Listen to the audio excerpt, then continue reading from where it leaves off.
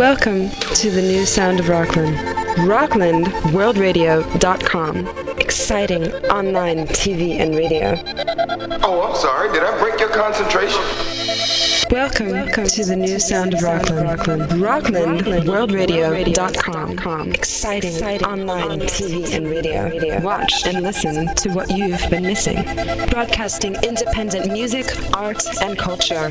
From the world of pop to poetry, classical to cutting edge. Movies, comedy, jazz, jams, rock and roll baby, interviews, information, and event listings. Join the revolution. It's not just radio, it's Rockland World Radio. RocklandWorldRadio.com.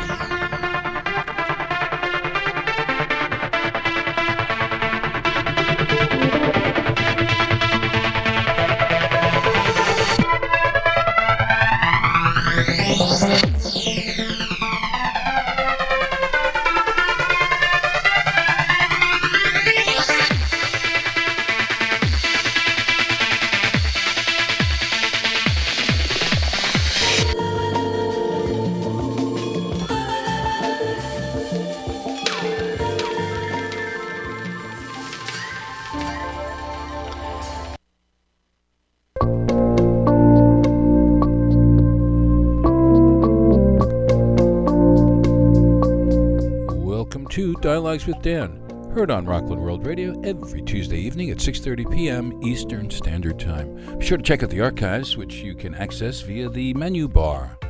And now the host of Dialogues with Dan, Mr. Dan Windheim. Thanks, Richard. Hi, everyone.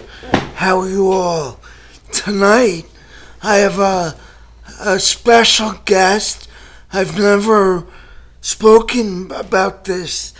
I'm speaking with David Oberman from Camp Bow Wow, and tonight David's joined by one of his campers, Bailey. I'd like to introduce David Oberman. Hi, David. How you doing, Dan? Oh, great, thanks. Good. How are you? I'm doing well. Yes, I'd like you to introduce us to Bailey and tell us a little about Camp Bow Wow and your background. Okay, well, Bailey is one of my 3 dogs. She's a yellow lab. I don't know if you can see her. She's sitting next to me. But in any case, I own Camp Bow Wow in Rockland County with my wife, Kathy. And we are a doggy daycare and boarding facility. We do grooming as well. And what can I... Yes, and so Bailey is your personal dog. She is. Do you have other campers who go to your facility? Yeah, we have many campers. I think at this point we probably have hundreds of dogs that use our services. Yes. All kinds of dogs. So at one time, do you have dogs or animals that stay overnight? We do overnight boarding as well as the daycare. And what we do also a little differently about us is all of the boarding includes the daycare. So you're not just kenneling your dogs. We keep them in what we call cabins, and they're quite spacious. All the dogs get a raised cot, a bed, and during the day they're out playing all day. Oh, so. And you supply food? We kind of ask that you bring your own because it's just better to keep the dogs on what they're used to eating. Sure. Better for their stomach. They're away from home, so this way we don't want to make too many changes. Exactly. Mm-hmm. But if need be, you would supply it. Absolutely. We do have that. Yes. And David, could you tell us about your background, how you became involved with dogs and maybe dog training or dogs in general? Sure. Well, I've always loved dogs, and when I was young, unfortunately, I was not allowed to have a dog, so it made me want them even more. But throughout my life, I've had many dogs, many pets.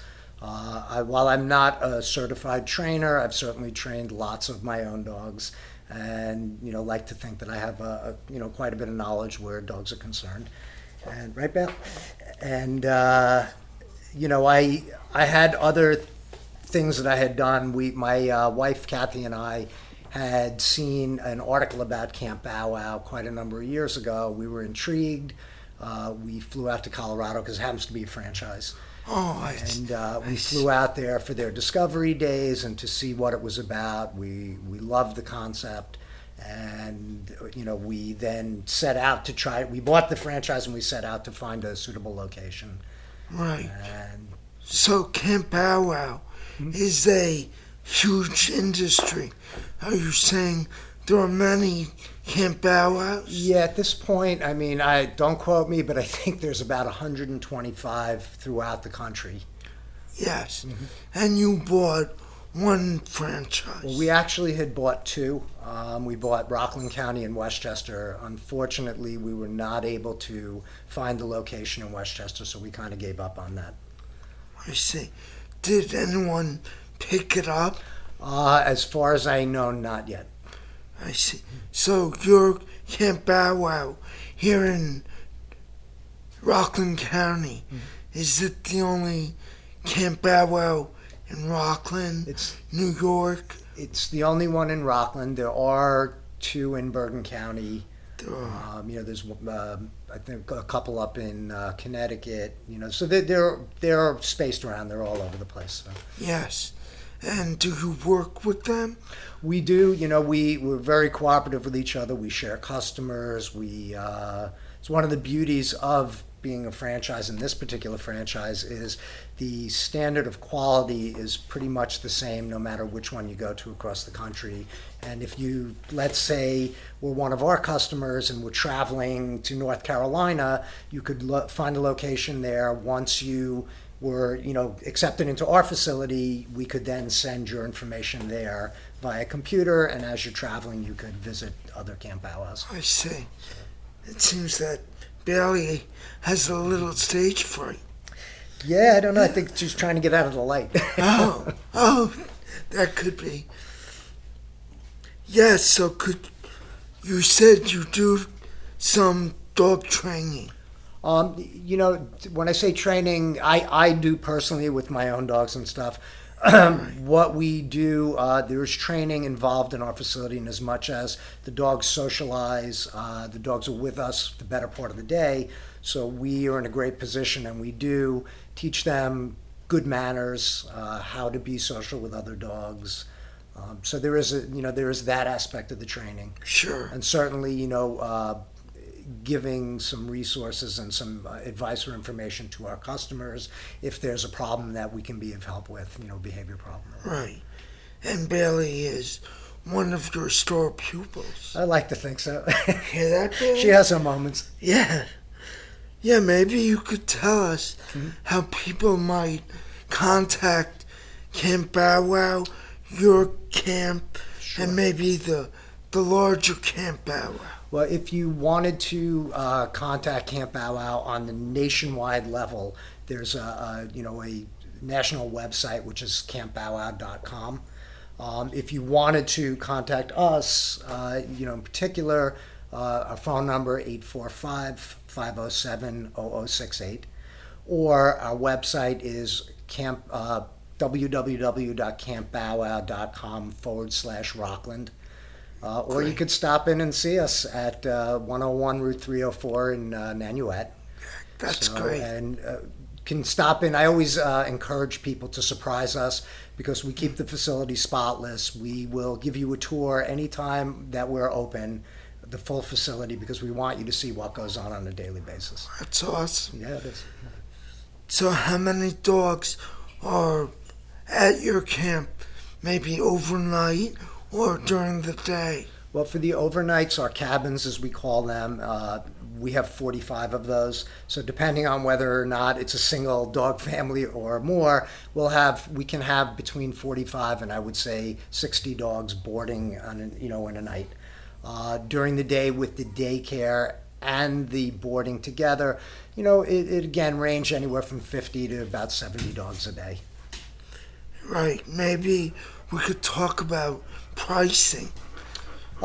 We could do that. Well, first off, if you don't mind me saying, all the dogs that come to our facility need to pass a socialization interview first. Yes. That consists of having the correct vaccinations, all up to date. And it's complimentary, meeting the dogs, introducing them to some other dogs, and making sure, and it's a 3-hour minimum process, to make sure that the dogs are social, not overly stressed. We want all the dogs as well as their owners to have a very positive experience. Yes. Maybe we could. Well, I wanted to ask. You had said that all dogs need to be neutered. Yeah, if a dog is over 6 months old, we require they're either spayed if they're a female or neutered if they're a male to be able to come to camp because of the open play environment. Sure. So exactly. Yeah, maybe we could put Bailey on camera. Sure, I'd love to. Bailey, Come would on, you Bailey. like to? Well, this is Bailey. Sit. Okay, Bailey's going to show you a trick. A little bit lame, but a good trick anyway. High five. All right. Sit. And we'll let her finish it. Sit. Down. Down. Okay. Wait. Okay. Oh, very good. What a good girl. Unfortunately, that is the limit of her trick ability. Listen, I didn't say she was, but she's a good girl. She's a good girl. But at least she didn't tear up the chair cushion. She will never Right? destroy your house or my house. She's a really chill dog. That's a good thing. Yeah, David. Yes. Yeah, you had mentioned about dog care and treatment and has changed over the years. Absolutely. Could you share a little how it's changed? Sure. Well, I think, back at least when I was growing up and I was younger, people had dogs. The dog would be out in the backyard or even wandering the neighborhood. Yes. Today, because a lot of people work, both the parents, if they have children, or both partners or even single people, and they're working a lot of hours today. So dog daycare has become, I think, something that's a necessity for these people. Yes. Because the dogs have become more of a part of the family, I think, over the years than they were in the past. Yes. We treat them like members of the family, and hence daycare or camp. Yeah. It's a place to bring your dog while you're working, so they don't have to be cooped up in the house for 8-10 hours a day, being destructive. They do need to get their energy out, and they're social creatures, and they want to be with other people or other dogs. So, just a much better situation, if you can do it, to have them amongst other dogs and being social. Exactly. And how about dog walking or dog feeding? Has that changed? Yeah, it definitely has. I mean, obviously, dog walking has become a business. People they're not using our type of service, somebody to walk the dogs during the day, or and feeding for sure. I mean, it's interesting that you asked that because I'm very much about nutrition for the dogs. My dogs happen to eat a raw diet. Raw meat, raw vegetables, things like that. And, I think that people are more aware today that feeding themselves as well as their pets a more natural diet has a very positive health benefits. Exactly. And I'm wondering what you think about the electric fences. The electric fence. Absolutely. And zap. I was really mixed on that for a lot of years. But I think, more of my mindset today is weighing out the benefits of it. And if you think of the benefit of a dog getting a zap or a shock, and then learning and staying in your yard and being safe, as opposed to a dog running out and getting hit by a car, and either being killed or, badly hurt, it has its place. If it's used correctly, I think it can be very humane, and I think it's a good idea. Oh, yeah, a friend of mine who's a dog walker brought up a topic. She said those electric fences, that if people could get shocked, I mean not shocked, but scared for dogs running at them. Right. And they get scared. Sure. And then all of a sudden, dog zapped and stops. But that's like they get scared. Sure. That could be a bad thing. It could, but you know what? Think of the other side of that is what if the dog kept running at the person and bit them? So now you have a situation where the dog it could be put down for that. You're having a legal issue. So again, I think that, you have to weigh out the risks and benefits of it. And from what I know now, and I've done a bit of research, I know people use them. If they use correctly, they're not inhumane. The dogs learn very quickly, Yes. So, and you don't have to shock them to the point where, the hair's standing up. But Right. But you never use this at where you are. we don't use it where we are. We use, we have we have indoor and outdoor play yards in our facility. Yes. And just, to go back a little bit, all of the people that work for me, they are certified in pet CPR and first aid. They're, a lot of them are vet tech students or in some type of pet care, wanting to do that for a living.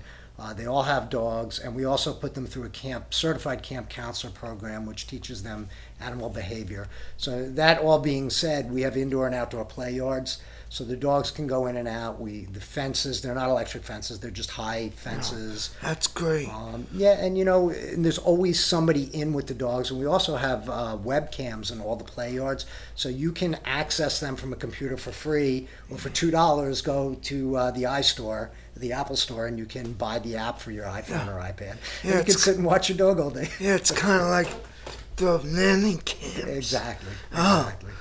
And people love that. That's it can get funny sometimes. Some of the calls that we get, Really?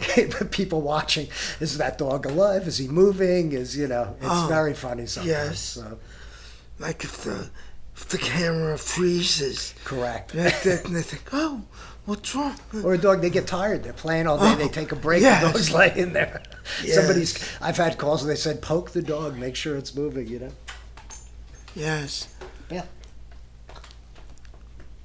So Bailey, like during the day, do you put Bailey with the other dogs? I do more. I did more in the past. Bailey unfortunately has a degenerative joint disease, so she's having a little bit of trouble the last year with arthritis and whatnot. So she's got to have a limited amount of time. But my other dog Quinn loves it there. She's 4 years old. She's always out with the other dogs. And Jessie, my golden retriever, same thing. That's funny. The dog's name is Quinn. My producer, his name Quinn. Is that right? Yeah. Well, it's interesting you say that. Richard Quinn. One of my manager is Brianna Quinn. Oh, really? And it's funny because when I call Quinn, sometimes she answers me. Oh, really? Oh, yeah. David, I want to ask you about, what do you think about PETA? That's a tough question. I think that any time you get fanatical about something, you can lose sight of what it was about. I don't know if I'm putting it right or if that makes sense. I think that some of what they do is wonderful and they have the right idea, and I think that some of what they do, as with all organizations, Yes. you can get a little carried away at times. You have to, again, like I said with the electric fence, you have to everything has to be weighed out and in perspective. Exactly. I agree. Oh, David, do you think, what don't people understand about dogs? That's a good question. Is there a lot of them? You know what? I think one of the things I think happens is I think a lot of people go out and buy a dog, whether it be a gift for somebody or for their kids or whatever. Where you going, Beth? She wants this. She's good. Anyway, and they don't do any research or get any education on what's involved. Sure. And so that's a big thing. So having a dog is like having a baby. 100%. Kind of. I mean, well, of course it's not. Well, but it is. It is, in a way, it Yes. is. And one of the main differences and one of the misconceptions I think people have is dogs communicate in a different way than humans. we like to think and treat them like little people and whatnot, and they certainly have a bond with us that I don't think any other animal or creature on the earth has, with a human being. Yeah. But they still communicate differently, and they have different needs. And I think a lot of people think you buy a puppy and it reaches a certain age, and then it just becomes trained or it just grows up. You can't communicate like you can with a child and say, hey, don't do that, don't do this. They need to be shown, and training is repetitive, and it needs to be on a consistent basis. So I think that's Sure. that's important. Are you saying that dogs' memories aren't good? No, I'm Or not. once they learn a trick, they might forget it? Well, no, it's the repetition is that a dog, I'll say, is like a child in as much as if they figure out they can get away with something, they will. Yeah. Bailey, come here, Belle, come on. They will, and so you have to. You have to be the pack leader. It's like like Caesar says, or like any good dog trainer will tell you. They look for your lead, and they need to be directed. And if you don't, they're going to go by their own device, and then you're going to have a dog that's eating your shoes, and is right, Bill? Right. And so, David, you know about David Letterman and his stupid dog stupid animal tricks. A little bit. What do you think about that? Listen, tricks, you could teach any dog tricks. That's Yeah. the easiest training in the world, because most dogs will do anything for food. Yes. They love it. So that's, it's a reward that they really like, and you could teach them to do just about anything. So, Yes. to me, a well-trained, good canine citizen is a dog that doesn't jump on people, is not chewing up the stuff in your house, greets your guests and other dogs correctly Yes. at the door. Do you think dogs understand, language? Or what is it? They do. I think they associate the command, the sound of your voice or the word with, again, repetition with what it is that you ask them. I am constantly shocked by how intelligent dogs are. Not just mine, but other ones, because mine, I could say, hey, it's like your kid, I'm a little prejudiced. Yes. But, with other people's dogs, and I see things that and hear things that constantly amaze me. So, yeah, I think that they're very intelligent creatures. But I don't know, they don't understand the language the way we do. Our body language is different than theirs. So, we like to hug and kiss the dogs. In the dog world, that wouldn't be a good thing for them. They don't want to hug and kiss each other. Right. Our dogs will put up with it from us because they love us. Yeah. Right. But, Run up and sniff them. yeah, they don't shake hands, they sniff butt. Yeah. So if you want to be your dog's friend, sniff it. There you go. Yeah. Not to say that I'm out there sniffing your dog's butts when you bring him to Camp Bow Wow. Yeah. But you would if you got paid enough. No, bad joke. Sorry. That's okay. Yeah, Dialogues with Dan started about disabilities Right. and the disabled community. Could you speak about, dogs, and do you work with dogs who are service animals? Yeah, I do. We have quite a number of customers that bring their dogs that are service dogs. One of our customers actually trains service dogs and certifies them.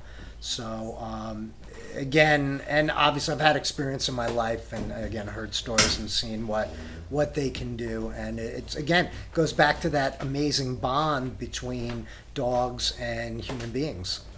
Yes. It's just, I don't see that, or I don't know of it with really any other creatures, Yes, I could see that. In our last 2 minutes, maybe you could repeat again the website, the national website, your private website, Right. the phone number, and maybe your address. Absolutely. Yeah, again, it's the national website. It's www.campbowwow.com. Our website is www.campbowwow.com/Rockland. Phone number is 201. I'm sorry, that's not 201. It's 845-507-0068. And we're at 101 Route 304 in Nanuet. And again, I invite, anybody and your listeners like to come in, check out our facility, see what we do, go to our website. It's very different than what, other, dog boarding facilities or dog daycares are like, or at least from what I've experienced. And I think you'd be pleasantly surprised. How it's different? Basically, because of we have the play all day, situation where the dogs are not kennelled all day when they're boarding.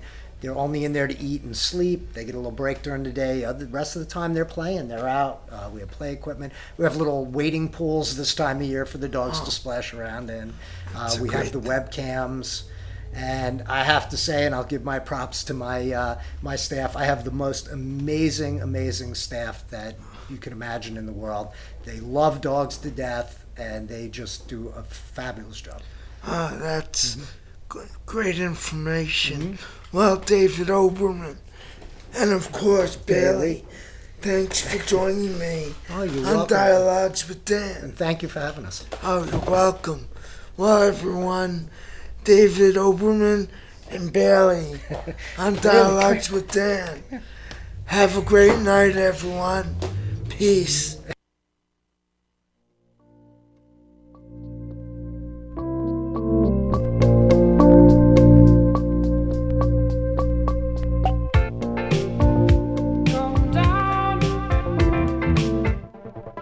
It's not just radio, it's Rockland World Radio.